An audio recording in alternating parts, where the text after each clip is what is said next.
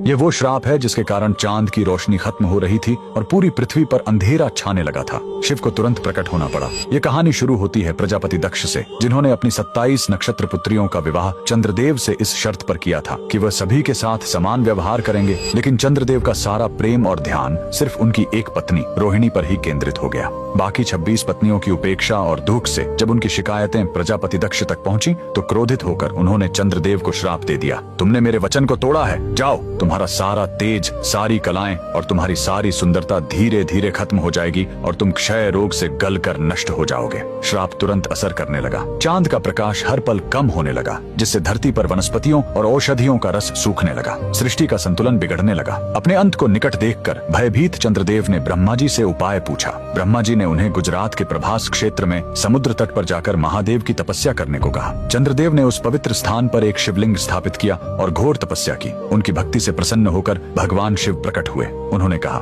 मैं दक्ष के श्राप को पूरी तरह खत्म तो नहीं कर सकता, लेकिन उसका प्रभाव कम कर सकता हूँ। शिव ने वरदान दिया, तुम कृष्ण पक्ष में 15 दिन क्षीण होगे, लेकिन शुक्ल पक्ष में 15 दिन फिर से पूर्ण हो जाओगे। उन्होंने चंद्र को अपने मस्तक पर धारण कर लिया और चंद्रशेखर कहलाए। और जिस ज्योतिर्लिंग की चंद्र ने पूजा की थी वो सोमनाथ, सोम यानी चंद्र के नाथ के नाम से प्रसिद्ध हुआ। और यही सोमनाथ मंदिर भारत का पहला ज्योतिर्लिंग आज भी गुजरात के वेरावल में उसी समुद्र तट पर शान से खड़ा है, जहाँ चंद्रदेव ने श्राप से मुक्ति पाई थी। लेकिन रुकिए, इस मंदिर का एक और रहस्य है। यहाँ मौजूद बाण स्तंभ यह बताता है कि यहाँ से लेकर दक्षिणी ध्रुव तक समुद्र के रास्ते में कोई जमीन नहीं है। भगवान शिव के भक्त कमेंट में हर हर महादेव जरूर लिखें।